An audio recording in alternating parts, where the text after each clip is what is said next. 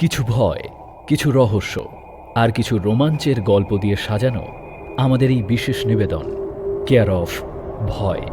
স্বাগতম আমাদের গল্পের দুনিয়ায় কেয়ার অফ ভয়। এখানে ভালোবাসা মিশে যায় রহস্যের অন্ধকারে, আর প্রতিটি ছায়ার পেছনে লুকিয়ে থাকে এক অজানা সত্য। একটি গুরুত্বপূর্ণ কথা, অনেক গল্পে লেখকরা অলৌকিক উপাদান, দেবদেবী, ঝাড়ফুঁক, পিশাচ, তন্ত্রমন্ত্র, হত্যাকাণ্ড, চুরি, মানসিক সুস্থতা সংক্রান্ত বিষয় ইত্যাদি ব্যবহার করেন গল্পকে রোমাঞ্চকর ও আবেগপ্রবণ করতে। এই সব উপাদান কেবল সাহিত্যিক কল্পনা। আমরা এগুলোকে কোনো রকম কুসংস্কার বা অযৌক্তিক ভীতির প্রচারে ব্যবহার করছি না। অনুগ্রহ করে শ্রোতারা নিজের মানসিক ও শারীরিক সুস্থতা বজায় রেখে গল্প শুনবেন এবং মনে রাখবেন, মদ্যপান ও ধূমপান স্বাস্থ্যের পক্ষে ক্ষতিকর। চোখ বন্ধ করে শুনো। শুরু হচ্ছে আজকের গল্প। বরগুনা ৩ ভুবনপুরের অন্তর্গত ঘাটভুবনপুরের পত্তনিদারণী মহামহিম মহিমার্ণবা শ্রীযুক্তা গয়েশ্বরী ঠাকুরনের পাল্লায় পড়ে ট্রেন অ্যাক্সিডেন্টে যে কি নাজেহাল হয়েছিলাম তা আগে বলেছি। এর জের আজও চলছে, মেটেনি। ঘাটভুবনপুরের ঘটনার জের টেনে এসে পড়ল অগয়া নদীর তটভূমিতে, সেই বিশাল বটবৃক্ষের ঘটনা, অক্ষয় বট উপাখ্যানম। এর জন্য ভূতভুবনপুরের ব্যাপারে যতখানি নাজেহাল হয়েছিলাম আমি না, নাজেহাল হয়েছিলেন রামকালীবাবু। অবশ্য রামকালীবাবু আমারই ছদ্মনাম। ভূত সম্পর্কে গবেষণা করবার আগে ওই নামটা আমি গ্রহণ করেছিলাম। যাকে না, যাবেই বা কেন, ভাগ্যে নামটা নিয়েছিলাম। না হলে ওই রাম নামটা ধরে কি লোকেরা অজ্ঞান অচেতন আমার কানের কাছে চিৎকার করে ডাকতেন? আর রাম নাম শুনলে কি গয়েশ্বরী ঠাকুরন তাঁর দামিনী ঝি এবং ঘাটভুবনপুরের সেই ভূতের বাপের শ্রাদ্ধ বাসরে সমবেত ভয়ঙ্কর মূর্তি কেঁপে ওঠা এবং ধেই ধেই নৃত্যরত ভূতকুল পিন ফোটানো বেলুনের মতো চুপসে যেত? এখন জ্ঞান তো ফিরল, মানে কলকাতায় ফিরে এলাম এবং ভূত পুরাণটা লিখে ফেললাম। তাতে কিন্তু উল্টো ফল হলো। আমি আমার থিসিসে প্রমাণ করতে চাইলাম এক, কিন্তু লোকে বুঝলে অন্য। বলতে চাইলাম ভয়ের মধ্যে ভূতের বাস, লোকে বুঝলে ভূত না মানলে সর্বনাশ। আমি বলতে চাইলাম মানুষকে ভূত পারবে না, লোকে বুঝলে ভূত কখনো হারবে না, ঘাড়ের দখল ছাড়বে না। যাক, এ কথা আরও অনেক রকম করেই বলা যায়, কিন্তু তার প্রয়োজন নেই। তবে ফ্যাসাদে পড়লাম তাতে সন্দেহ নেই, কারণ চিঠিপত্র সহযোগে নানান প্রশ্ন আসতে লাগল। বিশেষ করে রামাই ভূত আর কালীবাবুর বাড়ির সেই পেতনিটির খোঁজ নিয়ে অনেক প্রশ্ন আসতে লাগল। একটি ছেলে তো আমাকে লিখলে রামাইয়ের ঠিকানা দেবেন, আমি তার পেন ফ্রেন্ড হতে চাই। এসব থেকেও নিষ্কৃতি আছে, কিন্তু এটা প্রায় অসহ্য হয়ে উঠল যে মধ্যে মধ্যে কেউ যেন আশেপাশে খসখস ফিসফাস করে ওঠে। কখনো বা ফিসফিসানির মধ্যে শুনি, বলি শুনছ?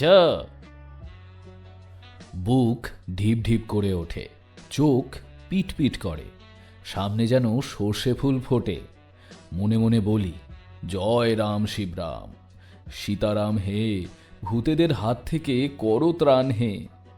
আশ্চর্য, যে নামে গায়েশ্বরী এবং তার ভূতকুল পিন ফোটানো বেলুনের মতো চুপসে গিয়েছিল, প্রায় এক মুহূর্তে সে নামেও ফিসফিসিনি এবং সেই খসখসানি বন্ধ হয় না। বুঝতে পারি না ব্যাপারটা কি। যম দত্তকে জিজ্ঞাসা করলাম, দত্তমশাই, মালদার আমশির মতো লম্বা শুকনো মুখখানা নিয়ে তিরিক্ষি মেজাজে গোটা মুখের মধ্যে অবশিষ্ট 4.5খানা দাঁত বের করে বললেন, ওসব গল্প লিখিয়েদের মাথায় আসবে না, মাথায় তো গোবর পোড়া আছে। বলি, ভূত কয় প্রকার সেটা জানা আছে কি? বললাম, ভূত প্রেত পিশাচ। দত্ত বললেন, তোমার মাথা, ভূত প্রথমত 2 প্রকার, মৌলিক ভূত এবং যৌগিক ভূত, সেটা জানো? হা হয়ে গেলাম। দত্ত বললেন, মৌলিক ভূত তারাই যাদের ভূত করেই ব্রহ্মা তৈয়ারি করেছিলেন। তারা পুরুষানুক্রমে ভূত, যেমন ধরো মহাদেবের প্রধান ভূত নন্দী মহারাজ। নন্দী মহারাজের বেটা দণ্ডিকী শৃঙ্গী, তোষ্য বেটা জঙ্গি, তোষ্য বেটা রঙ্গি। এ নামগুলো অবশ্য ঠিক নাও হতে পারে, কিন্তু বেটার বেটা তোষ্য বেটা তো আছেই, অর্থাৎ খাঁটি ভূত। মানে কালিকট বন্দরে ভাস্কো ডা গামার সঙ্গে সাথী খাঁটি পর্তুগিজের মতো খাঁটি ভূত। এদেশের লোককে জোর করে ধর্মান্তরিত করা খ্রিস্টানের মতো হলো যারা, তারা হলো মানুষ মোড়ে ভূত। কেউ কিছুর জন্যে, মানে অপঘাতে মরার জন্যে ভূত হলো, কেউ পিণ্ডি না পেয়ে ভূত হলো, কেউ মরার সময় খারাপ লগ্নে মরে ভূত হলো। তারা হলো দুসরা রকমের ভূত, তারাই রাম নামে চুপসে যায়। অরিজিনাল ভূতেরা হলো খোদ শিবের খাস চেলা। তারা এই কালের হিপিদের মতো 24 ঘন্টাই সিদ্ধি গাঁজা খেয়ে বোম বোম রাম রাম করে নাচছে। তারা রাম নামে ভয় খাবে সেটা বলে কেডা? যত সব। আমাকে মানতে হলো কথাটা। হ্যাঁ, কথাটা তো ঠিক। এটা তো আমার বোঝা উচিত ছিল। ভূত দুই প্রকার, ভূতের বেটা ভূত আর মানুষ মোড়ে ভূত। ভূতের বেটা ভূত হয়, তাদের মরণ নাই। মানুষ মোড়ে ভূত হয়, তারাই আবার ভূত মোড়ে মানুষ হয়। দত্ত বললেন, আরও আছে হে বাপু, মানুষ মরা ভূতগুলো শুধুই ভূত, তার বেশি বিশেষ কিছু না। ওই ধরো বামুন মোড়ে ব্রহ্মদৈত্যী, কায়েত মোড়ে যমরাজার আদালতে কেরানি, গলায় দড়ি দিয়ে মোড়ে গলায় দড়ে, আগুনে পুড়ে মরলে চামড়া ওঠা ছাল ছাড়ানো ও ওলের মতো রং যথাভূত। তারপর ধরো জলে ডুবে মরা মানুষ, মেয়ে হলে শাকচুন্নি, পুরুষ হলে বিলচর কি খালচর ভূত। অনেক আছে, এরাই রাম নামকে ভয় করে। আর আসল ভূতেরা হলো শিবের সেপাই, নন্দীর সন্তান। ওরা দেবতাদের মতোই, সেই কারণে ওদের আর এক নাম হলো অপদেবতা। বটে তো, ঠিক বলেছে দত্ত, অপদেবতাই তো বটে। শিব পঞ্চমুখে রাম নাম গান করেন, ডমরু বাজান নন্দী, মধ্যে মধ্যে শিঙাতে ফুঁ দেয়। আর অপদেবতা ভূতেরা, ভূত পত্নীরা বা অপদেবীরা ধুতরা, গুলতে এবং কলকে ফুলের মালা পরে, পায়ে মরার হাড়ের নুপুর পরে তা থই থই থিয়া থিয়া করে নাচে। তারা রাম নাম শুনে ভয় করবে কেন? তাহলে একটু ভেবে নিয়ে জিজ্ঞাসা করলুম, আচ্ছা, তাহলে তুমি বলছো যারা খসখস করে নড়ে চড়ে বা অদৃশ্য থেকে ফিস করে সাড়া দিচ্ছে তারা মানুষ মোড়ে ভূত নয়? না, বলছি যারা রাম নাম শুনেও মরছে না তারা মানুষ মরা ভূত নয়। খাঁটি তুর্কির মতো খান খানান, কিংবা খাঁটি হারমাদ কি ইংরেজ কি ফরাসি টরাসিদের লর্ড কাউন্ট কি মসিয়েদের মতো খাঁটি ভূতের বেটা ভূত কি অপদেবতা কি উপদেবতাও হতে পারে। কথাগুলি যমদত্ত কটকট করে কামড়ে কামড়ে বলার মতো বললে, তবে তাতে ফোকলা দাঁতবুড়োর কামড়ের মতো খুব কষ্ট বা যন্ত্রণাদায়ক মনে হলো না। তার উপর বুড়ো আমাকে ভালোবাসে, বললে, দেখো না ইশারা টিশারা দিয়ে, যদি কিছু নতুন তত্ত্ব কি তথ্য মেলে তাহলে আমেরিকা রাশিয়াকেও হারিয়ে দিতে পারবে। ওরা চাঁদে ল্যান্ড করে যা জানবে তা থেকে অনেক বেশি জানা যাবে। মানে মানুষ মরে যেখানে যায় সেখানকার খবর পেয়ে যাবে। কথাটা বুড়ো মন্দ বলেননি, মনে লাগল। রাশিয়া আমেরিকা চাঁদে নেমে ফিরে আসবে। আমি ঘাটভুবনপুরে বৈতরণীর ঘাটের এলাকা পর্যন্ত গিয়ে তো ফিরে এসেছি। আমারই বেকুবি, আমি কিছু নিদর্শন আনতে পারিনি। এক আধটা ভূতের নখ কি পেতনির চুল কি মূলোর মতো দাঁতের একটা দাঁত কিংবা খেয়াঘাটের মাটি, এসবের কিছুই আনতে পারিনি। পারলে তো বাজিমাত হয়ে যেত। তা যখন আনা হয়নি তখন তো প্রমাণ করতে কিছু পারছি না। তবে দেখছি গ্রহ গ্রহান্তরে রেডিও সিগন্যালের মতো ওদের কাছ থেকে ইশারার যেন সিগন্যাল পাচ্ছি। সেই ইশারায় সাড়া দিয়ে দেখাই যাক না। যমদত্ত উপদেশ দিলে, প্রথমেই কিন্তু রাম নাম সত্য, হ্যাঁ বুঝেছ? তাহলে আর ট্যাঁস ফিরিঙ্গি কি কালো দেশি তুর্কির মতো মানুষ মরা ভূত হলে চামচিকে হয়ে ফুরুত হয়ে যাবে, আর খানদানি মৌলিক ভূত হলে বলবে, নাচব নাকি যেমন নাচি শিবের সঙ্গে। ফলটা হাতে হাতেই ফলল। আশেপাশে যখন তখন ফিসফিসানি খসখসানি কমে গেল, তবে মধ্যে মধ্যে দু চারখানা দীর্ঘ নিঃশ্বাস কি মিহি নাকি সুরে করুণ খুনখুনি আওয়াজ পেতে লাগলাম, যার অর্থ হল হায় রে হায়, বা তুমি মানুষটা বড় খটরোগা, বেরসিক লোক। ওতে আমি কিন্তু এতটুকু সংকোচ বোধ করলাম না। ইনকিলাব জিন্দাবাদ, রাম নাম সত্য হ্যায়, মানুষ মরা ভূতের পরোয়া হাম নেহি করতা হ্যায়। আওয়াজ ছাড়লেই সব একেবারে নিস্তব্ধ।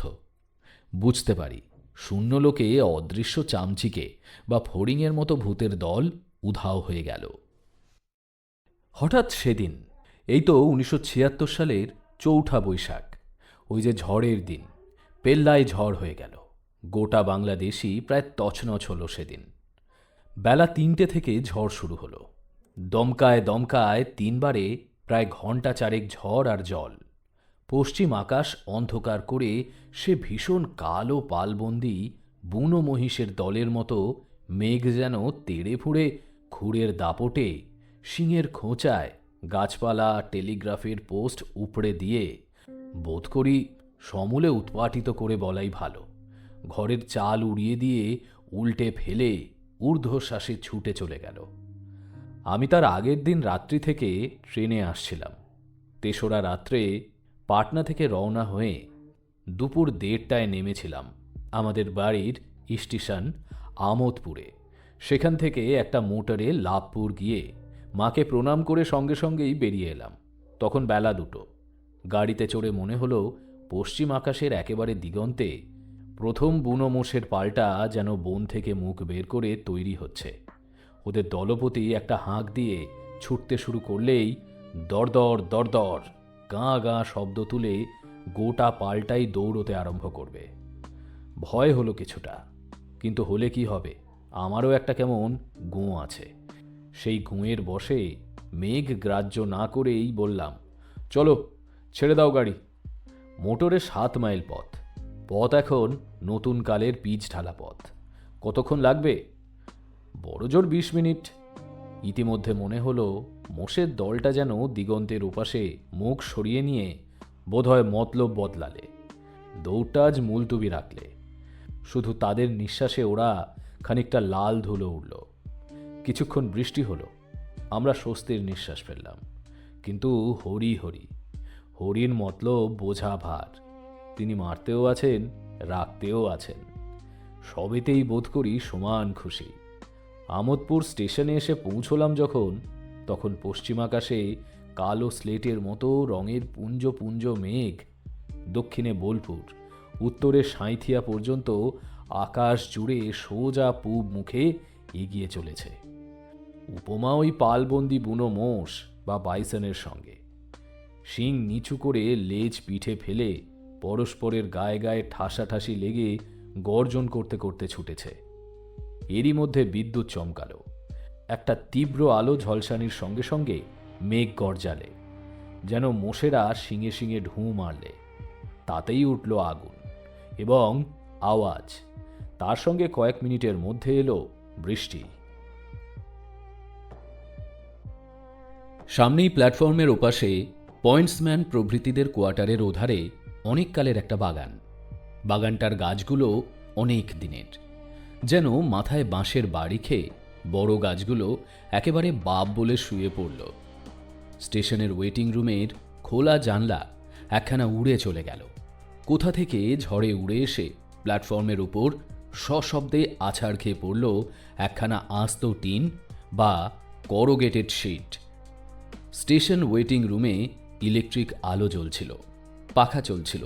ফুস করে আলো নিভে গেল, পাখা চলার শব্দ থামল এবং ঘোড়ার বেগ মন্থর হল। বোঝা গেল ইলেকট্রিক গেছে। ওয়েটিং রুমটার মধ্যে একঘর লোক ঠাসাঠাসি হয়ে বসে রইলাম। বাইরে খোলা প্ল্যাটফর্ম ফাঁকা, সেখানে মোটা মোটা ফোঁটায় ঘন ধারায় বর্ষণ চলছে। দেখতে দেখতে প্ল্যাটফর্মের রাঙা কাঁকুর ফেলা জায়গায় জল জমে জল বইতে লাগলো। আমরা বোবা হয়ে বসে রইলাম। এর মধ্যে সৌভাগ্য বা সুরাহা হলো এই যে ঝড় বৃষ্টির ফলে গুমোট গরমের অসহনীয়তা আর রইল না। এক ঘর লোক, তা প্রায় জন 30 সবাই বোবা হয়ে নিষ্পলক দৃষ্টিতে প্ল্যাটফর্মের ওপর জমা জলের ওপর বৃষ্টি ধারাপাতের একঘেয়ে দৃশ্য দেখছে এবং শব্দ শুনছে। জলঝড় যখন হয় তখন মানুষকে অভিভূত করা একটা আবহাওয়া সৃষ্টি হয়। মানুষ অবাক হয়ে দেখে, বিমূঢ় হয়ে শোনে। দেখে বৃষ্টি পড়া আর শোনে ঝড়ের গোঙানি। এরই মধ্যে ঝড়টা কিছু কমল, আকাশ ফর্সাও কিছুটা হলো। ঝড় অবশ্য বইছিল। আকাশের কালো মেঘ সেই ঝড়ের বেগে পূব দিকে চলে গেল। ওদিকে আপ দার্জিলিং মেলের ঘণ্টা পড়ল। স্টেশনে খবর নিলাম, কলকাতা ট্রেনের কত দেরি। খবর পেলাম না। মাস্টার বললেন, টেলিফোনে সাড়া পাচ্ছি না, বোধহয় টেলিফোন লাইনে গোলমাল হয়ে থাকবে, দাঁড়ান একটু, মেলটা পার হয়ে যাক। মনে অস্বস্তি বোধ করছিলাম। ঘরে বসতে গিয়ে বসলাম না, প্ল্যাটফর্মে দাঁড়িয়ে আপ লাইনের সিগন্যালের দিকে চেয়ে রইলাম। এরই মধ্যে একসময় মনে হলো আবার অন্ধকার ঘনালো। উপরে আকাশের দিকে তাকালাম, দেখলাম আকাশে যেন কালো ছায়া পড়েছে, মেঘের ছায়া। পশ্চিমে আবার ঘন কালো মেঘ উঠেছে। তার চেহারা এমন ভয়ালো এবং ভীম যে মনে হলো এবার স্বয়ং মহিষাসুর বোধ করি গদা হাতে তার বাছা বাছা সৈন্য সেনাপতির ঠাসা দল নিয়ে বেরিয়েছে। এরই মধ্যে এলো দার্জিলিং মেল। এলো, ছেড়ে গেল। মেলখানা ডিস্ট্যান্স সিগন্যাল পার হলো। আমি দাঁড়িয়েছিলাম। এমন সময় কে যেন বললে, ঘরের ভেতরে যান। কে বললে? কাউকে তো দেখলাম না। তবে ঝড় এবং জল আবার দ্বিগুণ বেগে নিশ্চিত আসছে বুঝে ওয়েটিং রুমে এসে ঢুকলাম। ঘরে তখন অন্ধকার বেশ ঘন হয়েছে, গুমোটো বেশ ঘন হয়েছে দেখলাম।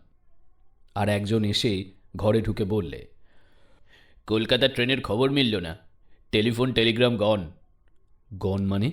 গো ওয়েন্ট গন, তার ছিঁড়ে গিয়েছে, পোস্ট ধরাশায়ী হয়েছে অথবা যন্ত্র কোনো প্রকারে অচল হয়েছে। তাহলে? কে বললে? ঝড়ের রাতে তোমার অভিসার? চুপচাপ বসে থাকুন অভিসারের প্রতীক্ষায়। আকস্মিক প্রচণ্ড গর্জনে সব থরথর করে কেঁপে উঠল। চোখ তার আগেই ধেঁধে গেছে। রসিকতা করার সব শক্তি মন যেন মাথায় লাঠি খেয়ে অচেতন হয়ে যাচ্ছে বলে মনে হল। ঝমঝম শব্দে বৃষ্টি হতে শুরু হলো। তার সঙ্গে সে এক মাটি থেকে আকাশ পর্যন্ত দীর্ঘকায় জটাধারী পাগলের মাথা নেড়ে নেড়ে তাণ্ডব নৃত্য শুরু হয়ে গেল। ঘরের ভেতরটা তখন থমথমে অন্ধকারে ভরে গেছে।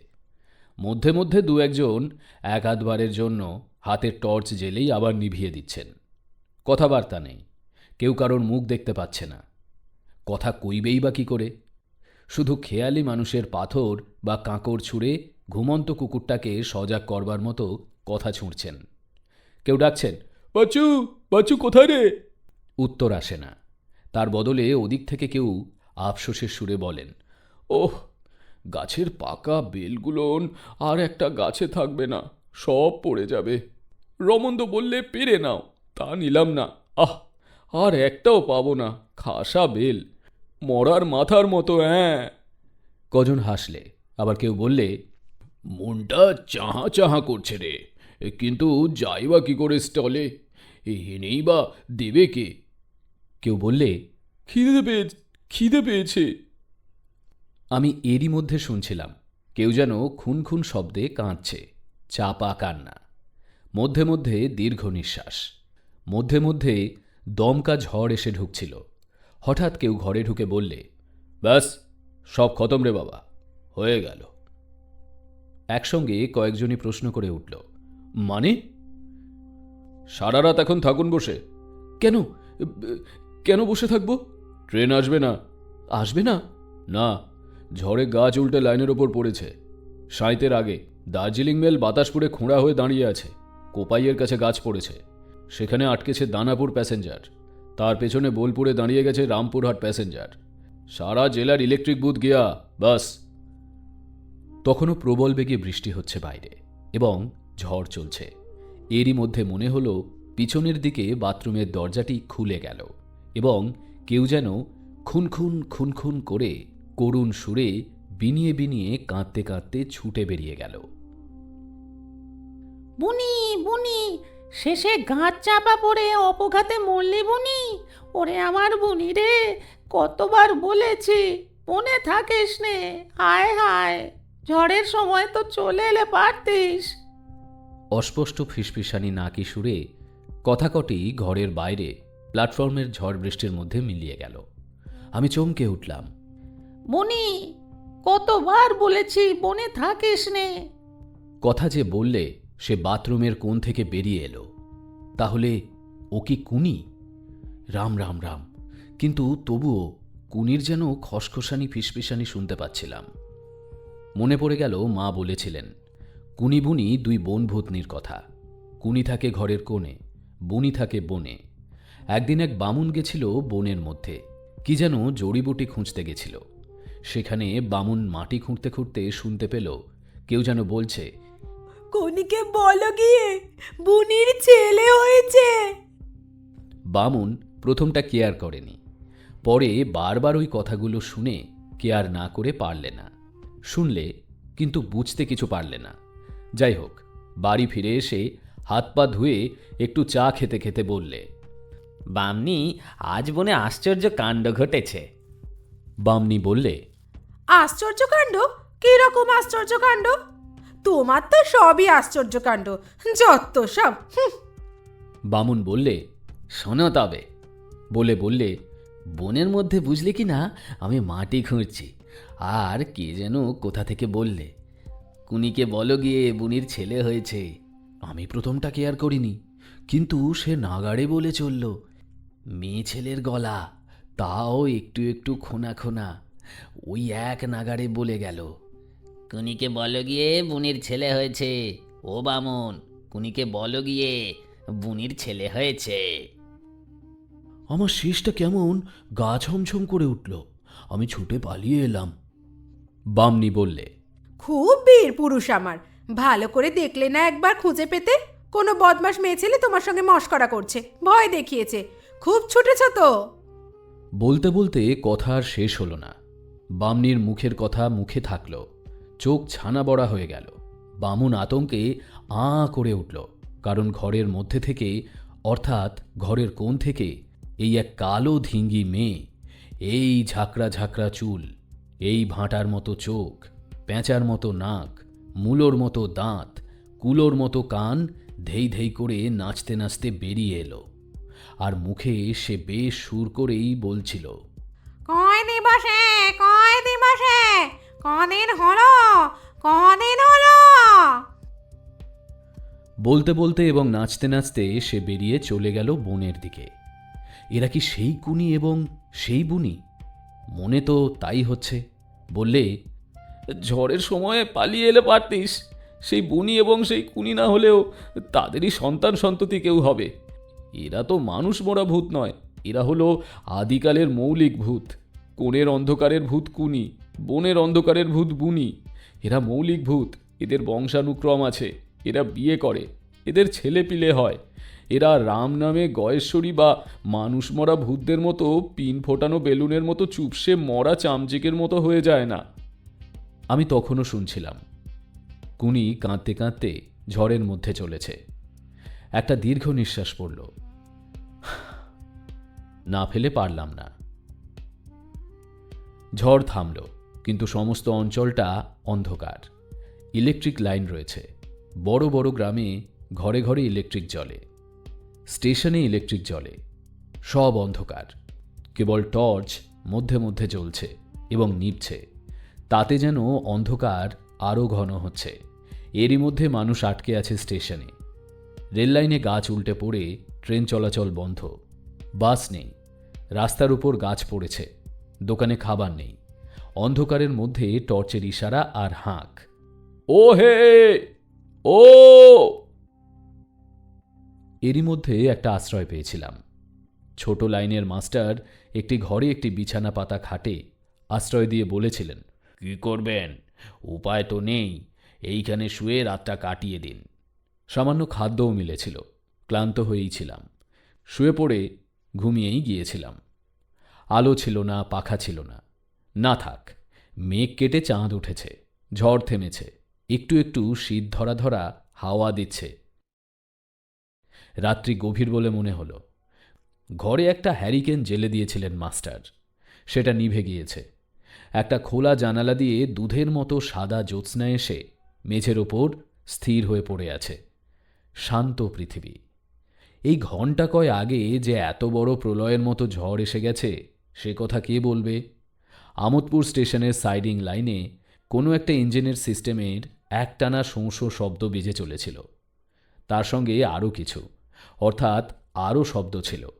ইঞ্জিনের হুইসেল দিয়ে স্টিম বের হচ্ছে, বোধহয় যার জন্য একটা টানা কোঁ বা পোঁ শব্দ মিলে রয়েছে, এবং আরও শব্দ রয়েছে। হ্যাঁ, তার সঙ্গে আরও কিছু আছে। কানটাকে যথাসাধ্য খাড়া করলাম, অর্থাৎ সজাগ বা সতর্ক। বুঝতে পারছি না। একটা পেঁচা ডেকে গেল। দুটো কুকুর যেন কাঁদছে। অনেক দূরে যেন অনেক লোকের সাড়া। হ্যাঁ, অনেক লোকের সাড়া। এই অনেক কিছুটা যেন অনেক লোকের সাড়া, যেন অনেক দূরে অনেক লোকে একসঙ্গে হয়তো বা জটলা করছে, নয়তো গান টান করছে। যেমন ধর্মরাজ পুজোয় কি গাজনে ভক্তেরা মিলে বোলান গান করে। মনে পড়ল, ছেলেবেলায় মনসার ভাসান গান শুনতাম। তাতে বেহুলা কলার মান্দাসে লক্ষিন্দরের দেহ নিয়ে নদীতে ভেসে যেত। তাই বর্ণনা করে ৫-৬ জন গায়কে গান গাইত। জলে ভেসে যায় রে সোনার কমলা। আর দল শুদ্ধ সুরে ধুয়ো গেয়ে উঠত, আ গ আ। কলার মান্দাসখানি নদীতে উচ্ছলা, মান্দাস উল্টি দিতে হাসে খলখলা। অ গ অ, জলে ভেসে যায় রে। এতে একটা হ্যাঁক দিয়ে খপ করে থেমে যেত। পাশের বিছানায় ভাইপো বাসু ঘুমোচ্ছে, অঘরে ঘুমোচ্ছে, নাক ডাকাচ্ছে। জলঝড় এবং সর্বনাশের মাতন থেমে গিয়ে এখন জমিয়ে ঘুম দেবার বাদ, বা বাসুরা বলে পিটোবার, অর্থাৎ আবহাওয়া হয়েছে। আমিও চোখ বুজতে চেষ্টা করলাম, কিন্তু কিছুতেই ঘুম এলো না। জানালা দিয়ে ওই অনেক দূরের বোলান গানের মতো বহু লোকের সমবেত কণ্ঠের একটা কিছু আমাকেই ডাকছে বলে মনে হলো। ওরা ডাকুক বা না ডাকুক, আমার মনে হলো আমাকেই ডাকছে, বা এ ডাক কিসের সেটা জানা উচিত। অবশ্য উচিত। আস্তে আস্তে জানালার ধারে এসে দাঁড়ালাম। জানালার বাইরে পৃথিবীকে আশ্চর্য সুন্দর বলে মনে হলো। ধবধবে জ্যোৎস্নায় ভিজে ভিজে বৈশাখ মাসের ফসলহীন মাঠটিকে আশ্চর্য সুন্দর নরম মনে হচ্ছে, ঠিক যেন সদ্য স্নান করা, থান কাপড় পরা পূজাবাড়িতে গিন্নিবান্নির মতো লাগছে। মাথার উপরে আবহমণ্ডলের বায়ুস্তর, তার উপরে আকাশ একেবারে ধোয়া মোছা হয়ে তকতক করছে। নীল নির্মল আকাশে আধখানা চাঁদ ঝলমল করছে। দেখা যাচ্ছে একেবারে সেই দূর দিগন্ত পর্যন্ত দক্ষিণ দিকে। পশ্চিম দিকে আমোদপুরের বসতি। আজকাল সেখানে অনেক বড় বড় হাল ফ্যাশনের পাকা বাড়ি তৈরি হয়েছে। সেগুলো জ্যোৎস্নার মধ্যে নিঝুম হয়ে দাঁড়িয়ে আছে। ওই দিক থেকেই আসছে সাইডিং লাইনে ইঞ্জিনটার স্টিম এবং চাপা হুইসেলের শব্দ। কিন্তু ওই অনেক মানুষের সাড়ার মতো শব্দটা তো এদিক থেকে আসছে বলে মনে হচ্ছে না। উত্তর এবং পূর্ব দিক একেবারে খোলা মাঠ। উত্তর দিকটায় অনেক দূরে গ্রাম, পূবে খানিকটা খোলা প্রান্তরের পর আগয়া নদীর ধারে জঙ্গল এবং রেলের ব্রিজ। ওদিকে তো জনমানবের সঙ্গে এই রাতে একসঙ্গে এত মানুষের সাড়া আসার কথা নয়। এককালে ডাকাতেরা জমায়েত হতো আগয়ার ধারের জঙ্গলে। তারও আগে লোকে বলে আগয়ার বটতলায় নাকি ধর্মরাজের সভা বসত। বটগাছটার নাকি ৫০০ বছর বয়স, কেউ কেউ বলে তারও বেশি।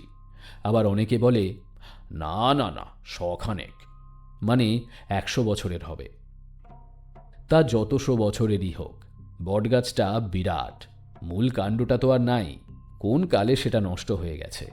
এখন গাছটার কাণ্ড যেটা, সেটা নামান। ছেলেবেলায় দেখেছি, দিনে দুপুরবেলাতেও অন্ধকার থমথম করত গাছতলায়, এবং লোকে বলতো গাছতলায় বড় বড় সাপ আছে। পোকামাকড়ের তো অন্ত নেই। সারাটা গাছের ডালপালা ধরে ঝুলত 100-200 বাদুড়।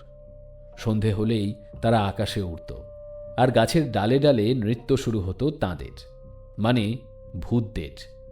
আমি জানি না এরা কোন ভূত, অর্থাৎ ভেজালহীন আসল মানে খাঁটি জাত ভূত, না মানুষ মরা ভূত। কেউ কেউ বলতো ওই বাদুরগুলোই ভূত। ভূতটুত নাচে না, রাত্রে বাদুরগুলো ওড়ে, চেঁচায় আর খেয়েই করে। আবার এই গাছটাই ছিল অরণ্য ষষ্ঠীর, ষষ্ঠী বুড়ির আস্তানা। জ্যৈষ্ঠী মাসে 2-4খানা গ্রামের মেয়েরা গয়না কাপড় পরে ছেলেদের সঙ্গে নিয়ে ষষ্ঠী বুড়ির পুজো দিয়ে যেত। গাছটার গুঁড়িতে হলুদ সিঁদুর লেপে দিয়ে তালশাঁস, আম, কাঁকুর, খেজুর, জাম, ছোলা ভিজে ও মিষ্টির ভোগ দিয়ে গাছকে গামছা পুড়িয়ে বাড়ি ফিরে যেত। গাছটা এখন মড়মড় হয়ে এসেছে। সেখান বা ওদিক থেকে এ আওয়াজ কি করে আসবে? হঠাৎ জানালার বাইরে মাঠের উপর যেন অকস্মাৎ একটি লোককে দেখা গেল। একটি মেয়ে লোক, বেশ একটি মিষ্টি চেহারার মা, চোখে কাজল, গৌরবর্ণ রঙের উপরেও হলুদ হলুদ আভা, হাতে শাঁখা, বেশ ঝলমলে করে কাপড় পরা, চমৎকার মেয়ে।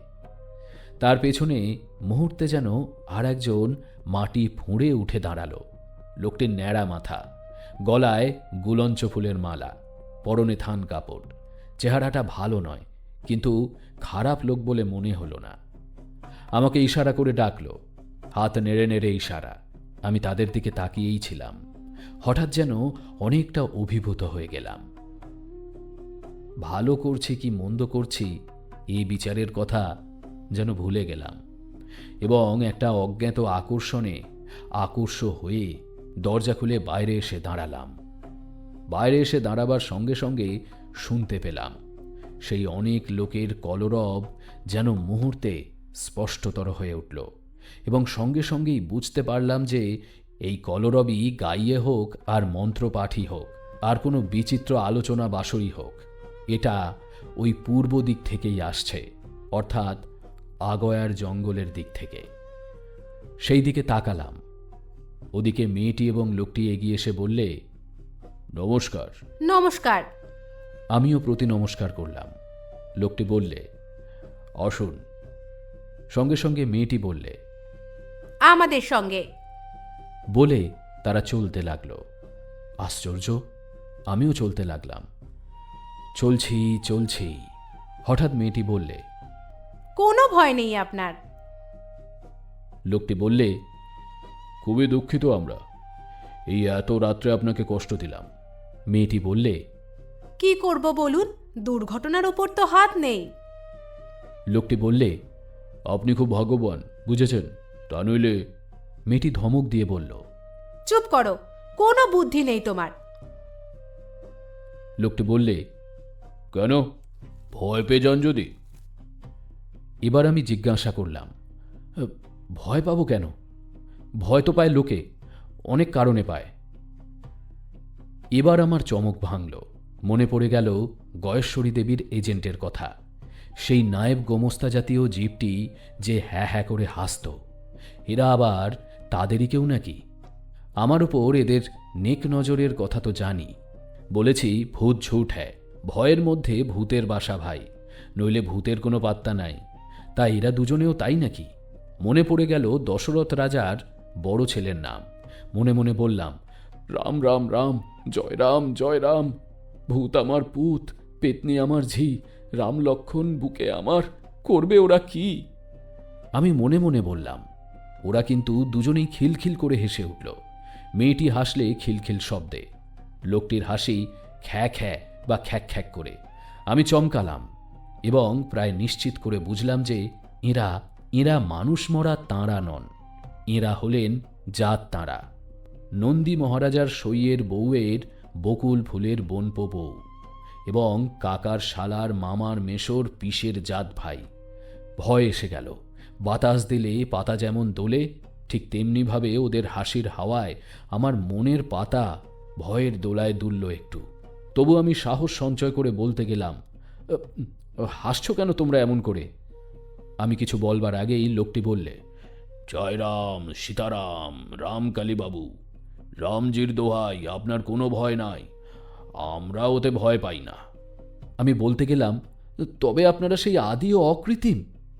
মেয়েটি তার আগেই বলল, উহুম, উহুম, উহুম। আমরা তাও নই।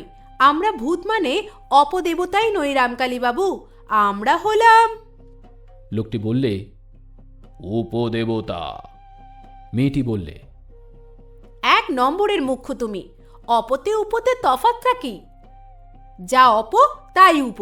লালমুখ বাঁদর আর মুখ পড়া হনুমান, এই তো। লোকটি বললে, তাহলে? মেয়েটি বললে, আমরা হলাম শিডিউল্ড দেবতা। এবার আমার বিস্ময়, এরকম কথা কখনো শুনিনি। শিডিউল্ড কাস্ট আছে, কিন্তু দেবতার বেলায় এরকম তো শুনিনি। মেয়েটি বলল, হ্যাঁ, তফসিলি দেবতা বলতে পারেন। ও তফসিলি, আমি ট্রাইবাল, মানে আদিবাসীর মতো আদিবাসী দেবতা। হাঁ করে চেয়ে রইলাম তার দিকে। সে বললে, ও হলো ধর্মরাজের দেবাংশী দেবতা, আর আমি হলাম মা ষষ্ঠীর সখী দেবতা। আমরা বোধ নই, আমাদের পুজো হয়। হ্যাঁ তা হয়, মনে মনে স্বীকার করতে হলো, তা হয়। 12 মাসে 13 ষষ্ঠীর তেলে হলুদে ডগমগ চেহারা, চোখে কাজল, হাতে ঝিনুক, পরনে ঢেলাপার শাড়ি। মা ষষ্ঠী মাসে মাসে আসেন কখনো অরণ্যে, কখনো পুকুর নদীর ঘাটে নামেন।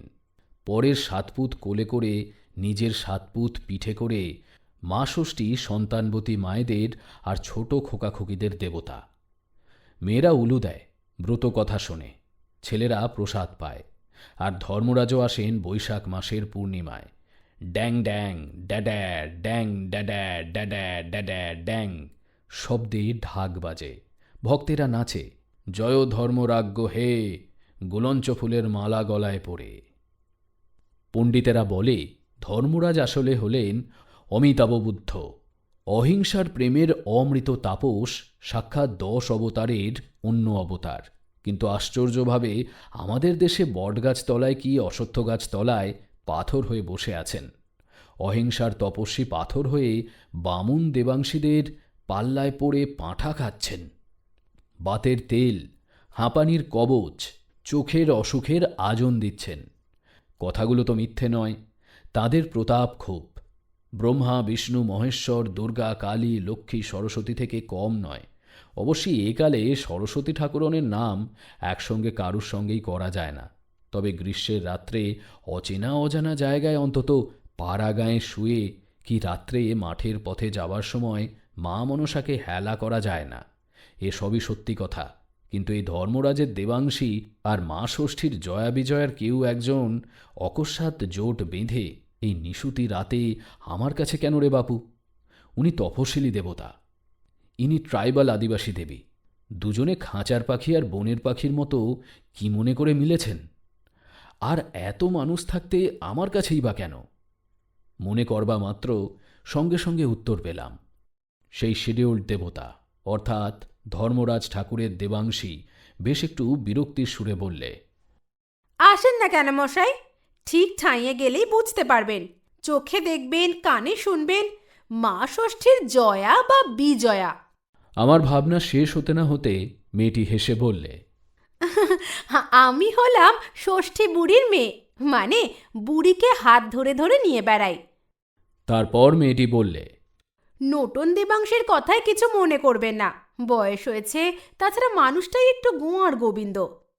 আজকের তো কথাই নাই, অক্ষয় বট উপাধ্যায় মশাই মারা যাচ্ছেন। আমরা নিরাশ্রয় হচ্ছি। এখন কোথায় যাব, কি হবে, কি করব, আমাদের আর ভাবনার শেষ নেই। আমি বললাম, অক্ষয় বট উপাধ্যায়? তাকে আপনি তো জানেন, কতবার তার পাশ দিয়ে গিয়েছেন, তার কাছে বসেছেন, তাকে নিয়ে কত ভাবনা ভেবেছেন। আগয়া নদীর ধারে সেই আদ্যিকালের বুড়ো বটগাছ, যে দেহ পাল্টে পাল্টে কাণ্ড মরে গেলে ঝুড়ি নামিয়ে তাকেই কাণ্ড করে বেঁচেছিল। একসময় হয়েছিল 7 বক্ষ মহাবট। রাবণ হয়েছিল 10 মুণ্ড রাবণ, আর আমাদের 7টা ঝুড়িকাণ্ডের 7 ছাতে নিয়ে হয়েছিল মহাবট অক্ষয় বট। এককালে তার হয়েছিল একটি কাণ্ড, বাকিগুলো সব থ্রম্বোসিস হয়ে প্যারালাইসিস হয়ে শুকিয়ে গেছে। আজ এই প্রলয় ঝড়ে সেই শেষ দেহটিও সমূলে উৎপাটিত হয়ে ধরাশায়ী হয়েছেন। নটন দেবাংশী বললে, ভালো মন্দ অনেক হয়েছে। সেই বসুমতীর বুকের মধ্যে মধ্যে শেকড় চালিয়েছে, পাথর ফাটানো শেকড়। তার উপর বড় ঘরের ছাওয়াল তো স্বজনে না জনে শ্যাওড়া ফ্যাওড়া তো নয়, বট। শেকড় গাড়লে তো বাস। মানুষের কুড়ুল না ঠেকলে চক্ষু বুঝে 100-150 বছর, বুঝেছ? তপিসেও তো আছে, মহাবিরিক্ষির মহাপেরান। ঠিক জানতে পেরেছে তুমি মশাই আমোদপুরে এই গাছ সাহেবদের কিরুম গো। মেয়েটি একটু হেসে বললে, নেহাত পাড়া গে ভূত তুমি। এই কালে মানুষগুলো চন্দ্রলোকে যাচ্ছে, আর তুমি রানিং রুম কথাটা মনে রাখতে পারো না? হুম, এত সব মনে থাকে না আমার। আমি বাবার পেশাদি মদ পাট ভাংটাং খাই, আর ধরম বাবা সেই ঘোড়াটা, যেটা ডান পাটা লটর পটর, বাঁ পা খান খোঁড়া। ধরম বাবার ঘোড়াটা চড়িয়ে আনি আর বাস। মেয়েটি বললে, তা নইলে তোমার এমন দুঃখের দশা হবে কেন বলো? মানুষ দেবাংশীরা দিব্যি ধরম বাবার আশীর্বাদী দিয়ে পা ফোলা গোদের ওষুধ বেচে টাকার কাঁড়ি করলে, দালান কোঠা বানালে। আর তুমি, মা গো, চেহারা দেখলেই মনে হবে উপদেবতা না হয় অপদেবতা, হয় ট্রাইবাল নয় অচ্ছুত, মানে শিডিউল। বলুন, আপনিই বলুন। শেষ কথাগুলি বললে আমাকে। আমি বললাম, আমি কি বলবো বলুন, আমি কিছু বুঝতেই পারছি না। আচ্ছা, তাহলে শুনুন, ব্যাপারটা স্পষ্ট করে দিই। মেয়েটি মাথার উপর টানা আধ ঘোমটাটা একটু টেনে দিয়ে বললে, ওই যে অক্ষয় বট উপাধ্যায়, আজকের যে প্রলয়কর ঝড়টা গেল, যে ঝড়ে আজ 3টে গাছ উপড়ে পড়েছে রেল লাইনের ওপর, এবং Darjeeling mail, Danapur express, Rampurhat passenger, Barauni passenger আটকে পড়েছে। গোটা এলাকাটার ইলেকট্রিক লাইন ছিঁড়ে বিলকুল অন্ধকার করে দিয়েছে। হাজার কত ঘরের চাল উড়েছে, মানুষ মরেছে, জখম হয়েছে। সেই ঝড়ে ওই অক্ষয় বট উপাধ্যায় সশব্দে উৎপাটিত হয়ে ধরাশায়ী হয়েছেন। ধরাশায়ী হয়েও একেবারে মরে কাঠ হয়ে যাননি, এখনও পাতা সবুজ আছে, শিকড়গুলো ছিঁড়ে গিয়েও সতেজ আছে। তার হাড়গোড় ডালপালা অনেক ভেঙেছে, একেবারে শিকড়গুলো আকাশের দিকে তুলে মাঠের উপর মাথা অর্থাৎ শীর্ষদেশের ডালপালা গুঁজরে পড়েছেন।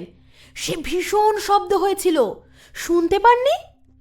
বললাম, না। আমাদিগকে ঝড়ের ঠিক আগে বলেছিলেন তোমরা খুব সাবধান। তা সাবধান হয়ে হবে কি, একেবারে ডিগবাজি খেয়ে চিৎপটাং। বুড়ো বয়সেই মরবার আগে আস্পর্ধার কাণ্ড দেখো তো, তার ফল লাও হাতে হাতে। মেয়েটি বললে, তুমি থামো, আমি বলি। ঝড়ে উপড়ে পড়ে উনি অজ্ঞান হয়েছিলেন। তার সঙ্গে ভীষণ হতাহতের ঘটনা, বিপর্যয়ের কাণ্ড। গাছে প্রায় পোকামাকড় ছিল 8-10 হাজার, সাপ ছিল গোটা 12, বিছে ছিল 87টা, আর মানুষ মরা ভূত ছিল 5 জন। একজন গলায় দড়ে, তিনি এই গাছের ডালে গলায় দড়ি দিয়েছিলেন। একজন ঠ্যাঙারের হাতে মরা রাহে, গলা কাটা ভূত। একজন ঠ্যাঙারে ভূত, সে ঠেঙিয়ে মানুষ মারত। একজন হলো রাজনৈতিক নেতা ভূত, তিনি পাশের গায়ে বক্তৃতা দিতে এসে হার্ট ফেল করে মরেছিলেন। আর একজন গেছো পেতনি, সে বেঁচে থাকতে রাত্রে এসে গাছের ডালে চড়ে ডাল দুলিয়ে লোককে ভয় দেখাতো। হঠাৎ পা পিছলে পড়ে ঘাড় ভেঙে মারা যায়। এছাড়া ছিল অসংখ্য বাদুড়, সেগুলো হলো ওই ষষ্ঠী বুড়ির ষষ্ঠীর ছা, যারা ষষ্ঠীর প্রসাদে মায়ের কোলে জন্মে ছেলে বয়সেই মরে ভূত হয়ে ফিরে এসেছে ষষ্ঠীর কাছে। ওই ডালে ডালে শুকনো হাড় জিরজিরে ছেলের মতো চেঁচাচ্ছে আর নিচু মুখ করে গাছের ডাল আঁকড়ে ঝুলছে।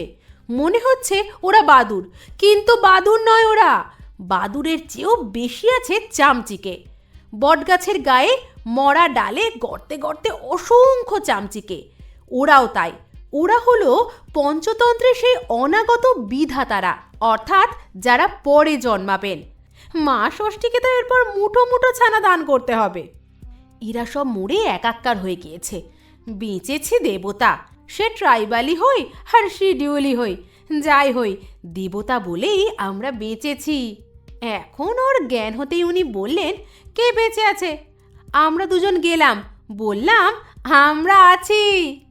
উনি বললেন, হ্যাঁ, তোমাদের থাকবার কথা বটে, তা দেখো আমার শেষকাল উপস্থিত, আমি মরব। এখন আমার শেষ ইচ্ছা তোমরা পূরণ করো দেখি, অনেক পুণ্য হবে তোমাদের। আমরা বললাম, কি বলুন? উনি বললেন, আমোদপুর ছোট লাইনে গার্ডদের রানিং রুমে রামকালী শর্মা নামক একজন ব্যক্তি আছেন, তিনি আজ ওখানে এই ঝড়ের জন্যই আটকে গেছেন, তাকে ডেকে আনো। শেষ কথা তাকে আমি বলে যেতে চাই। গতবার এই ছোট লাইনেরই ও প্রান্তে ঘাট ভুবনপুরে গয়েশ্বরী ঠাকুরণীর বাপের শ্রাদ্ধের দিন গয়েশ্বরীর লোকেরা ট্রেনে অ্যাক্সিডেন্ট ঘটিয়ে সেখানে নিয়ে গিয়েছিল। তিনি তাদের কথা লিখেছেন। গয়েশ্বরীদের কাল যেতে বসেছে, লোকে তাদের উড়িয়ে দিচ্ছে, উড়েও তারা যাবে। ফুৎকারে যেমন শিমুল ফল ফাটার ছোট ছোট টুকরো উড়ে যায়, তেমনিভাবেই উড়ে যাবে, তবু তারা ওই লেখায় থাকবে। সুতরাং তাকে ডেকে নিয়ে এসো। তোমাদের কথা এবং আমার কথাও আমি তাকে বলে যেতে চাই। মেয়েটি বলল, তিনি আপনার পথ চেয়ে রয়েছেন, তার কথাতেই আমরা আপনাকে নিয়ে যেতে এসেছি। বললাম, আর কত দূর যেতে হবে? নোটন বললে, তা দূর একটু আছে গো, এক কাজ করো না। বললাম, কি? চোখ বন্ধ করো, তারপর মনে করো তুমি যেন ঘুমিয়ে গেছো। সে কি, আমাকে তুলে নিয়ে যাবে নাকি? দেখো না এই ফুসমন্তরের চোটে কি হয়, দেখো না। মনসার কথায় শোনোনি, তুলোর চেয়ে হালকা হাওয়া, বাঁটুলের মতো গুঁড়িয়ে সুড়িয়ে গোল হওয়া, আর সাপেদের ফনায় ভর করা, তেমনি করে ভর করো, বুঝলে? বুঝতে না বুঝতে পা দুটো যেন মাটি ছেড়ে শূন্যে উঠল। আমি ভয়ে চোখ বন্ধ করলাম। সঙ্গে সঙ্গে মনে হলো, শোঁ শোঁ শোঁ শোঁ, বেশি না, গোটা চারেকবার। তারপরই মাটিতে পা ঠেকল। লোকটি ঘাট থেকে নামালে আমাকে আমার হাত ধরে মেয়েটি বলল, আমরা এসে গিয়েছি, চোখ খোলো। চোখ খুলে অবাক হয়ে গেলাম। এ কি অগয়ার জঙ্গল নাকি? কোথায় জঙ্গল, কোথায় উপড়ে পড়া বৃহৎ বট! এ যে ভেঙে পড়া একটা ভাঙা ঠাকুরবাড়ি, বিরাট এক প্রাচীন ঠাকুরবাড়ির ধ্বংসস্তূপ, পাশেই এক কানায় কানায় ভরা নদী, বাঁধানো ঘাট, নাটমন্দিরে আশ্চর্য এক বুড়ো মাথা ফাটিয়ে হাত ভেঙে ক্ষতবিক্ষত রক্তাক্ত অবস্থায় শুয়ে আছেন। তার মাথার কাছে হলুদ রঙের কাপড় পরা আদ্যিকালের বদ্যি বুড়ি, তার গায়ের রং সোনার রং, সোনার বর্ণ, পরনে লাল পেরে গরদের শাড়ি, হাতে শাঁখা, বসে তালপাতার তৈরি পাখা নিয়ে হাওয়া দিচ্ছে আর মিটমিট করে তাকাচ্ছে। আর বুকের কাছে বসে ন্যাড়া মাথা গেরুয়া পরা এক বৃদ্ধ। এদের চিনতে দেরি হল না। একজন ষষ্ঠী ঠাকুরন, অন্যজন ধর্মরাজ। এরা ছাড়া সে প্রায় শতখানেক কি তারও বেশি মানুষ, সে কাচ্চা বাচ্চা বুড়ো জোয়ান, নানান বয়সের নানান জাতের মানুষ ঘিরে বসে আছে আর কাঁদছে। দৃষ্টি আরও পরিষ্কার হতেই দেখি, আজকের ঝড়েই এই পুরনো মন্দিরটা ভেঙে চাপা পড়ে কত মানুষ যে মরেছে সে আর গুণে শেষ করা যায় না। ওরে বাপরে, চারিপাশে ছড়িয়ে পড়ে আছে। সেই আশ্চর্য বিশালাকায় আহত এবং রক্তাক্ত দেহ বৃদ্ধ আমাকে দেখে বললেন, আসুন, কোনো ভয় করবেন না, আমি গয়েশ্বরী নই, আমি অক্ষয় বট, আমি ধীর, আমি স্থির, আমি মহাবলী অথচ মহাশান্ত। আমার ধর্ম ছায়া বিতরণ, আশ্রয় দান। আজ আমার শেষ দিন, শেষ ক্ষণ। বৃদ্ধের সে কণ্ঠস্বর অতি আশ্চর্য এবং বিস্ময়কর, গম্ভীর অথচ মিষ্ট, স্পষ্ট এবং ধীর। আজ এই শোকাবহ ঘটনার জন্য আমিই খানিকটা দায়ী। সেসব কথাই আপনাকে বলে যাবার সময় ও সুযোগ পেয়ে এই শোচনীয়ভাবে অপঘাত মৃত্যু হওয়া সত্ত্বেও আমি নিজেকে সৌভাগ্যবান মনে করছি। আপনার কাছে আমি হার স্বীকার করে যাচ্ছি, আমরা পরাজিত। আমি অবাক হয়ে তার মুখের দিকে তাকালাম। কি বলছে? কিসের পরাজয়? বৃদ্ধ বললে, মৃত্যুর জন্য দুঃখ নাই, জন্মিলে মরিতে হবে। অমর কে কোথা কবে, তবে বেঁচেছি তো কম দিন নয়, অনেক দিন। এই অনেক দিন ধরেই তোমাদের আমরা ছায়া দান করি, ফল দান করি। তোমরা আমাদের দেবতা বলে পূজা করো, দেবতারা আমাদের আশ্রয় নেয়। ভূত প্রেত পেতনি এসবের কথা বলেই কাজ নেই। মরার পর তাদের গ্রাম শহরই হলো গাছের ডালপালা। হঠাৎ একটু থেমে থেকে যেন কথাবার্তার সুর পাল্টে দিয়ে হালকা পলকাভাবে বললে, সোজা করে বলি শোনো, আমি আগয়ার ধারের বুড়ো বট। আমি যখন জন্মাই তখন কালটা বোধহয় মুসলমান আমল। এই যে আগয়া নদী এবং এর আশপাশ সব ছিল খুব নির্জন। দেশের লোক সংখ্যা ছিল কম। এখানে ওখানে ছোট ছোট 2-10খানা ঘরওয়ালা 2-একটা গ্রাম ছিল। এই যে পাকা রাস্তাটা, এটার চিহ্নই ছিল না, তবে পায়ে হাঁটা পথ ছিল। এই জঙ্গলে নদীর ধারে ছিল বুনো শুয়োর, আর ভেতরে ছিল খরগোশ, সজারু, 2-একটা বাঘ কখনো সখনো আসতো। সাপ ছিল বিস্তর, আর পাখি ছিল অনেক। গাছের মধ্যে গাছ বেশিরভাগই ছিল অর্জুন। প্রতি বর্ষায় হাজার হাজার চারা হতো। এরই মধ্যে জন্মালাম আমি। এখানে আগয়া নদীর ধারে কতকগুলো কালো মোটা মোটা পাথর ছিল মাটির সঙ্গে। মাটির গড়নই এমনই। এখানে ওখানে পাথর আছে দেখছো তো, ঠিক তেমনি। সেই পাথরের উপর একটা পাখি একাধারে আমার পিতামাতা বটবীজকে খেয়ে এখানে বসে বিষ্ঠা ত্যাগ করেছিল। সেই বীজকণা থেকে আমি জন্মে আস্তে আস্তে ওই অর্জুন গাছের জঙ্গলের মধ্যে বেড়ে উঠেছিলাম। তখন আমি প্রায় 3-4 হাত লম্বা হয়েছি। চারপাশে তখন 3টি শাখা মেলেছি। এই সময় একদিন কাঁদতে কাঁদতে এলো একটি অল্প বয়সী মেয়ে। তার ছেলে হয়ে মারা গেছে। ছেলের শোকে কাঁদবার জন্য এসেছে এই নির্জনে। এসে পাথর দেখে বসলো, এই পাথরে একেবারে আমার গোড়ায়, এবং কাঁদতে লাগলো। ভর্তি দুপুরবেলা, গরমের সময়। আমি তখন ছোট গাছ, আমার একটুখানি ছায়া।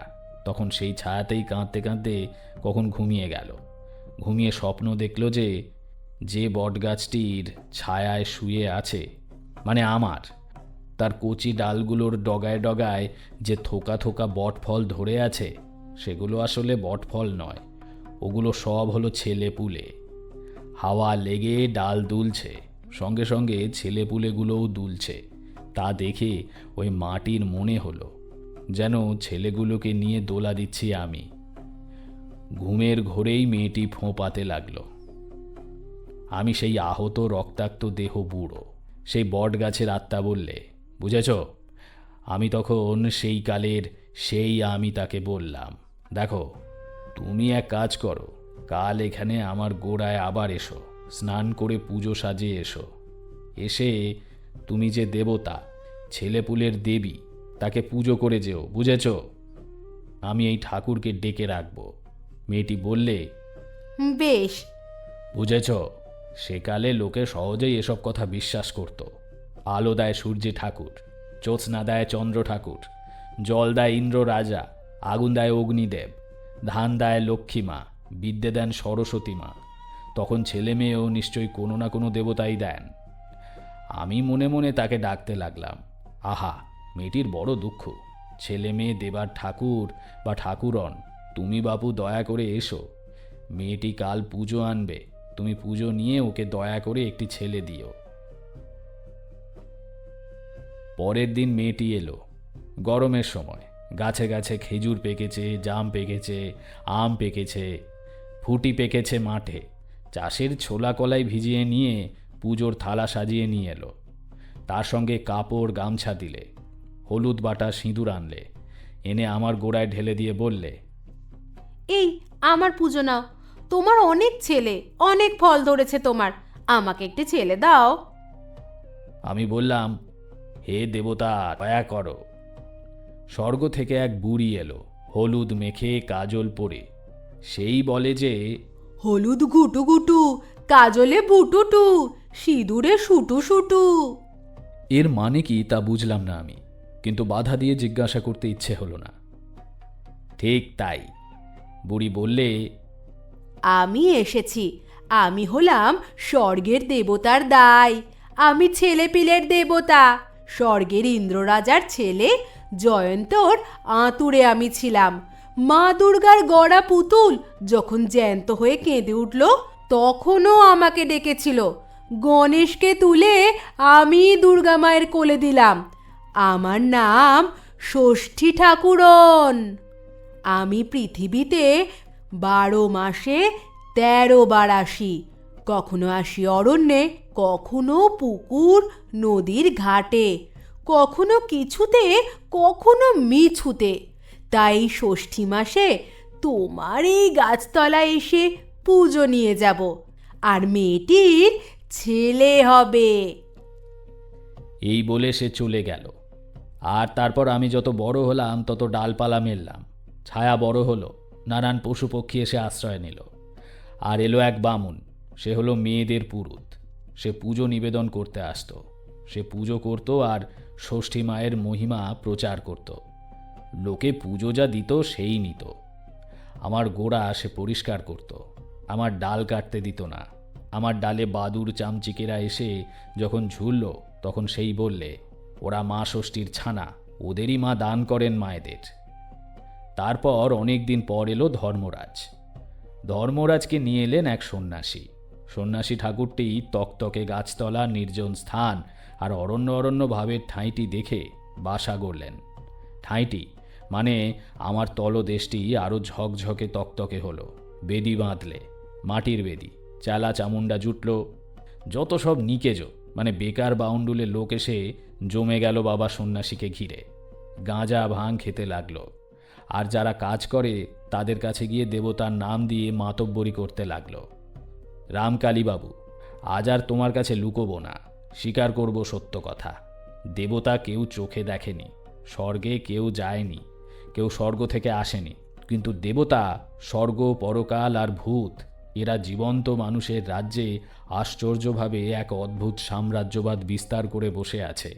ব্রহ্মা, বিষ্ণু, মহেশ্বর, দুর্গা, কালী, লক্ষ্মী, সরস্বতী, ইন্দ্র, চন্দ্র, বায়ু, বরুণ, গণেশ, কার্তিক, গাজনের শিব, ধর্মরাজ, মনসা, ষষ্ঠী, সুন্দরবনের বাঘের ঠাকুর, কোথাও ভালুকের ঠাকুর, ঠাকুরের যে 36 কোটি বংশাবলী, এসব ভুয়ো, সব ভুয়ো।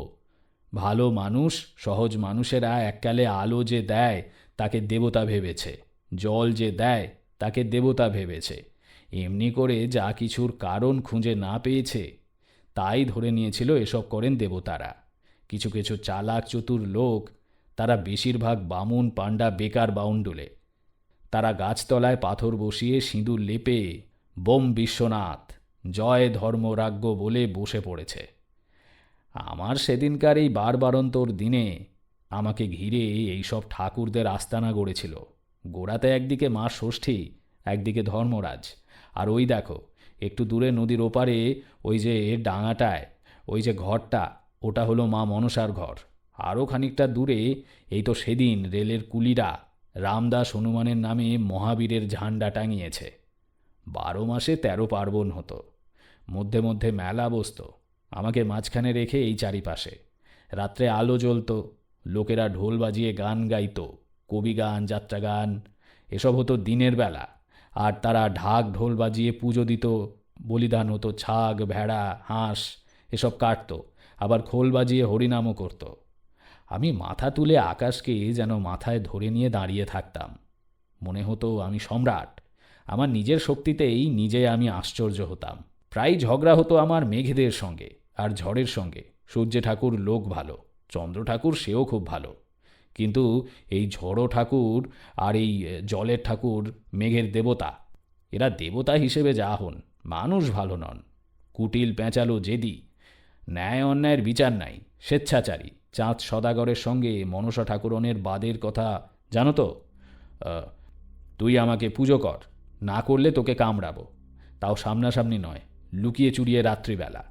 আর ঠাকুরনের মূরত খুব, একটা লাঠির এক ঘা পড়তেই কাত।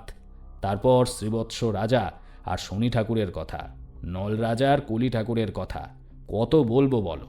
সব দেবতার এক বল, আমাকে পুজো করো, না করলে ছলে বলে তোর সর্বনাশ করব। ওই যে বুড়ি ষষ্ঠী বেটি, ওর চরিত্রের তাই গো। শীতলা ষষ্ঠীর দিন কোনো মা ষষ্ঠীর ভিজে ভাতের পেশাদ না খেয়ে গরম গরম খেয়েছিল, অমনি বুড়ির মেজাজ খাপ্পা। দেখো না রামকালী, থুরথুরি বুড়ি কটকট করে তাকিয়ে আছে, দেখো না। যাকগে, শোনো যা বলছি শোনো। সেকালে আমার সঙ্গে ওই ঝড় আর মেঘের দেবতাদের লড়াই হতো, বুঝেছ? আওয়াজ দিয়ে ঝড়, সমুদ্র লঙ্ঘনকারী হনুমানের মতো পশ্চিম দক্ষিণ কোণে স্থির হয়ে দাঁড়াতো, দম ধরত, সারা শরীরকে শক্ত করে তুলত, বড় বড় কুস্তিগিরদের মতো। তারপর গোঁ শব্দ করে দিত ঝাঁপ। শূন্য লোক তোলপাড় করে যে খানিকটা মাথা তুলেছে তারই মাথায় ধাক্কা মেরে ভেঙে চুরে দিয়ে চলে যেত। আজও যায়, আজই তো দেখলে। তার পিছন পেছন আসে মেঘ আর জল, তার সঙ্গে থাকে ইন্দ্রদেবতার ঝড়, বড় বড় তাল গাছের মাথা দাউ দাউ করে জ্বালিয়ে দেয়। আজও পড়েছে বাজ, ওই সুন্দিপুরে পড়েছে তাল গাছের মাথায়, হরিরামপুরে পড়েছে পুরনো মন্দিরের চূড়ায়, আরও দুটো পড়েছে কোপাই নদীর ওপারে। আগে আগে আমার উপর বজ্রের আঘাত করেছে, একবার নয়, চারবার। চারবারে 4টে ডাল শুকিয়ে গেল। আমি ঝড়কে, জলকে, ইন্দ্রকে মানতাম না কি না? বলতাম, তোমাদের মানব কি হে? তোমরাই তো আমার তলাতে এসে আশ্রয় নিয়েছ। মনসার বাচ্চা কাচ্চারা থাকে, ষষ্ঠী বুড়ি থাকে, তার বাচ্চা বাদুর চামচিকে থাকে, ভূতেরা থাকে, 5টা ভূত থাকে আমার ডালে, ধর্মরাজ থাকে। আমি তোমাদের মানব কেন? ঝড় বলতো, তবে নে সামাল।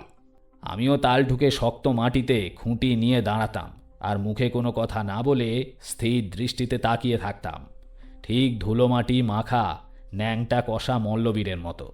ঝড় গোঁ গোঁ শব্দে এসে ঘাড়ে লাফ দিয়ে পড়ে মুচড়ে মাটিতে ঠেসে ধরে ঘাড় ভেঙে দিতে চাইতো।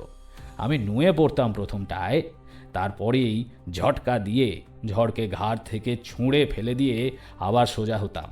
আবার ঝাঁপ দিত ঝড়, আমি আবারও তেমনি করে লড়াই দিতাম। 1বার, 2বার, 3বার, তারপর ধস্তাধস্তি। সে ফেলে, আবার আমি ছুঁড়ে ফেলে দিই। সে গোঁয়ায় গোঁ গোঁ, আমি হা হা করে হাসি। আমার তলায় ভয় বোবা হয়ে বসে থাকে ধর্মরাজ, ষষ্ঠী বুড়ি। সাপখোপ, পোকামাকড়, বাদুর চামচিকে আমার গায়ের গর্ত টর্ত দেখে তার মধ্যে ঢুকে পড়ত। ঝড় ক্রমে ক্রমে ক্লান্ত হতো, বৃষ্টি শেষ হতো। আমি মাথা তুলে ঠিক দাঁড়িয়ে থাকতাম, হাসতাম মিটিমিটি। মাথার উপরে আকাশে চাঁদ থাকলে বলতাম, তুমি সাক্ষী ঠাকুর। সূর্য থাকলে তাকে বলতাম, প্রভু তুমি সাক্ষী। অনেকে গাছের দর্প চূর্ণ করেছে, অনেকে হেরেছে, আমি হারিনি। আমার সঙ্গে একটা আপোষ হয়ে গিয়েছিল শেষ দিকে, কারণ অনেক দেবতার আশ্রয় তো আমি। বেশ দিন যাচ্ছিল, আমার বয়স বাড়ছিল, তবু বুড়ো হইনি। মূল কাণ্ডটা মরল। তখন আমি নতুন ঝুড়ি নামিয়ে আরও 3টে কাণ্ডে ত্রিদেহী মহাবট হয়ে উঠেছি। তোমাদের মধ্যে যমজ ছেলে হয়, জোড়া লাগা যমজ, তোমরা তাকে বলো শ্যাম টুইন। এ টুইনের থেকে বেশি। লোক বলতো দেব চরিত্র বোঝা ভার। হঠাৎ কাল পাল্টালো। মানুষ পরশমণির চেয়েও দামি মণি পেল, বিজ্ঞানমণি। যে জ্ঞানের বলে আগেকারের সকল বিশ্বাসের ওপর আলো ফেলে বিশ্বাসের কালো অন্ধকার ঘুচিয়ে বিশ্বাসকেই মুছে নিল। আশ্চর্য ঘটনা ঘটতে লাগলো সব। লোহার গাড়ি জলে, আগুনে, কয়লায় লাইনের ওপর চলতে লাগলো। তারের মুখে বিদ্যুতের আলো জ্বলল। তেল নেই, সলতে নেই, প্রদীপ নেই, ঝড় বাদলে নেভা নেই, আলো জ্বলছে। অবাক হয়েই দেখছিলাম, চমকায়নি। হঠাৎ চমকে উঠলাম মানুষের চিৎকার শুনে, ভূত নাই, ভগবান বাণী না, দেবতা মিথ্যে, ইনকিলাব জিন্দাবাদ। আশ্চর্য, আওয়াজের সঙ্গে সঙ্গে ভূতেরা মিলিয়ে যেতে লাগলো। তোমাদের গ্রামে সেই বিখ্যাত রামাই ভূত কেমন করে নিখোঁজ হলো জানো? সে সেই বড় শিমুল গাছটার মাথায় বসে পৈতে হাতে নিয়ে জপ করছিল, বম বম ভোলা, জয় কালী জয় কালী, ধিতাং ধিতাং নাচি, হাতে দিয়ে তালি। ঠিক সেই সময় গাছটার একটু দূরের রাস্তা ধরে যত হাল আমলের ছোকরাদের মিছিল চলছিল, তারা হাঁক দিচ্ছিল, ভূত নেই হ্যাঁ, ভূত নেই হ্যাঁ, প্রেত বিলকুল ঝুট, ভূত প্রেত মুর্দাবাদ, ভেঙে দাও জাহান্নাম। সঙ্গে সঙ্গে চমকে গিয়ে রামাই সেই উঁচু শিমুল গাছের সেই উঁচু ডগার ডাল থেকে ফট করে শিমুল ফলের মতো ফেটে গেল। শিমুল ফলের তুলো আছে, সেগুলো উড়ে বেড়ায় বাতাসে। খোলাটা লেগে থাকে বোঁটায়, এর খোলাও নেই, ভেতরে তুলোও নেই। সুতরাং ফট করে শব্দ হওয়ার সঙ্গে ভূত শূন্যে ফুস করে বাতাসের সঙ্গে মিশে যাওয়ার মতো মিশে গেল। শেষ পর্যন্ত ওই বৈতরণী ঘাটের ধারে যান। ভুবনপুরে ওরা জড়ো হয়ে আছে, কিন্তু তাও আর থাকবে না। এবার মানুষরা চন্দ্রলোকে যাচ্ছে গো, মহা বিপদ, কোথাও গিয়ে পরিত্রাণ নেই। তাই বললাম কি তাই? খুব বিস্ময়কর মনে হচ্ছিল। বৃদ্ধ বটের আহত আত্মাপুরুষ বললেন, দেখো, সব দেবতারা এবার শঙ্কিত হলো। ভূত গেছে, এবার এরা মহাশূন্যে মহাযান চালিয়ে সব খুঁজে পেতে ভগবানকে ধরতে যাবে। ভগবান বুড়ো কোথায় থাকে তা ওই ইন্দ্র, বায়ু, বরুণও জানে না। বিশ্বাস না হয় উপনিষদ পড়ে দেখো। তাই দেবতারা খুব চঞ্চল হলো, সব দেবতারা। এরা তো এবার দেবতাদেরও মানবে না, ঘাড় ধরে ধরে নিকাল দেবে। তখন কোথায় যাবে সব? মানুষ যদি দেবতাদের না মানে তবে তারা যাবে কোথায়? খাবে কি? অক্ষম পশু নড়তে পারে না, চড়তে পারে না, কথা কয় না। বেচারারা যে শুকিয়ে হেজে মোজে অঙ্গহীন হয়ে, পুতুল হয়ে, পাথর হয়ে, না হয় নস্যাৎ হয়ে উড়ে যাবে। রাত্রি শেষ হয়ে আসছিল।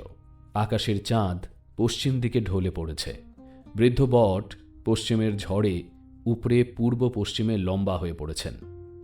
বিশাল শাখা প্রশাখা মাটির উপর ভেঙে চুরে দুমড়ে মাটির বুকে মুচড়ে মুখ গুঁজে পড়ে আছে। তার পাশেই তাঁর আত্মা আহত হয়ে পড়ে আছে। দেহ থেকে বেরিয়ে এসেছেন। বোধহয় রাত্রি শেষ হওয়ার সঙ্গে সঙ্গেই চলে যাবেন স্বর্গলোকে। আশেপাশে অপ বা উপদেবতারা বা শিডিউলড আর ট্রাইবাল দেবতারা জমায়েত হয়ে দাঁড়িয়ে আছে।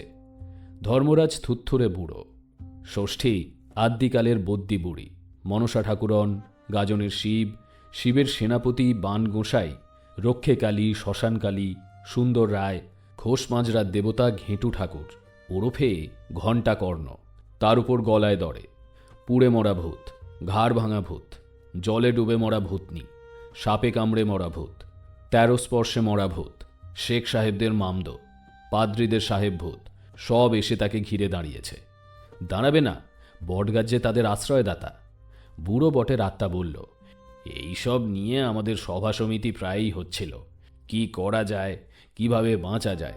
মানুষের ওপর কি করে টেক্কা তুরুপ ছাড়া তো পথ নেই। দেখছো তো রাশিয়া আমেরিকার ব্যাপার। এ একটা আকাশযান ছাড়ছে তো ও আর একটা ছাড়ছে। এ যদি শূন্যযানে কুকুর পাঠায় তো ও পাঠায় মানুষ, তখন ও পাঠায় ছেলে মেয়ে, আবার এ পাঠায় দুজন। আবার মহাকাশে হেঁটে বেড়ায়, দুটো মহাকাশ জানে জানে দেখা হয়। আমেরিকা তাজ্জব করে দিলে, লোক এবার নামাবেই চাঁদের উপর। তাই আমাদের ঠিক হলো আমরা তার আগেই পাঠাবো আমাদের প্রতিনিধি। আমাদের যন্ত্রের দরকার নেই, যন্ত্র আমরা বুঝি না, আমরা দেবতা, আমরা উড়ব। তাই ঠিক হয়েছিল আমি উড়ব।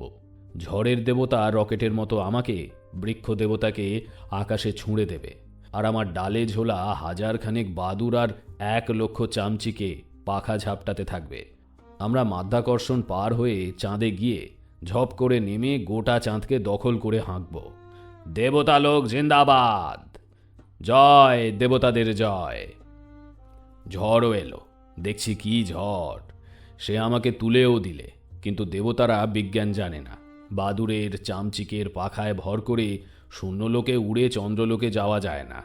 আমি ধপাস করে পড়ে গেলাম মাটির বুকে, এবং মাঝপথেই থেমে গেল বুড়ো বটের আত্মা, এবং একটা গভীর দীর্ঘ নিঃশ্বাস ফেললে। তারপর আবার বললে, ভূত দেবতা ভগবান এসবের কাউকে কিংবা কিছুকে রাখবে না মানুষ। আমি বললাম, তাতে কি, গাছ তো থাকবে। গাছ বললে, হ্যাঁ, কিন্তু কিন্তু কি? দেবতা হয়ে তো থাকবে না। দরকার কি, গাছ গাছই হয়ে থাকুক, মানুষও তো মানুষ হয়েই থাকবে। গাছ বললে, মানুষদের তো আমরা খুব ভালোবাসি। যখন মানুষেরা ঘর গড়তে জানতো না তখন তো ঝড়ের হাত থেকে, জলের হাত থেকে, রোদের হাত থেকে আমরাই বাঁচিয়েছি। বললাম, কে অস্বীকার করছে? করছো না, করবে না, মানুষ অকৃতজ্ঞ নয়। গাছ বললে, হ্যাঁ, হৃদয়হীনও যেন হয়েও না। গাছের ওই শেষ কথা। তারপরই পাখি ডাকতে লাগলো। পূব দিকের আকাশে যেন লালচে আভা ধরেছে। বাসু আমাকে নাড়া দিয়ে ডেকে তুললে। জেগে দেখলাম আমি আমোদপুর স্টেশনেই শুয়ে আছি।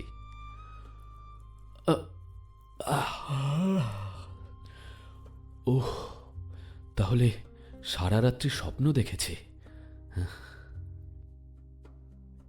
না, স্বপ্ন ঠিক নয়, কারণ সকালে যখন ট্রেনে চড়ে বাড়ি ফিরলাম তখন দেখলাম আগয়ার ব্রিজের পাশে আগয়া নদীর চরের উপর কুলিরা কাটারি, দা, কুড়ুল নিয়ে গতরাত্রে ঝড়ে উপড়ে পড়া সেই ষষ্ঠী বুড়ি ও ধরমতলার বটগাছটাকে কেটে টুকরো টুকরো করে লাইন থেকে সরিয়ে ফেলেছে। এখন বাকি অংশটাকে টুকরো টুকরো করবে। দেখলাম লরি দাঁড়িয়ে আছে, গাছ তুলে নিয়ে যাবে। শুনলাম এখানকার সমিল মানে করাত কলওয়ালারা গাছটাকে কিনে ফেলেছে, চিরে কেটে টুকরো করে বিক্রি করবে। আরও দেখলাম অনেক মজুর চাষি দাঁড়িয়ে আছে। বটগাছটা গেল, এবার জায়গাটা কেটে জমি করলে কেমন জমি হবে তাই তারা দেখতে এসেছে। বিকেলবেলা কলকাতা যাবার জন্যে বাড়ি থেকে আবার এই পথেই ফিরলাম। তখন আগয়ার ধরমতলা বটতলা পরিষ্কার হয়ে গেছে। এরপর জমি হবে, মাঠটার দুটো নাম হবে, ধরমতলার মাঠ আর ষষ্ঠীতলার মাঠ।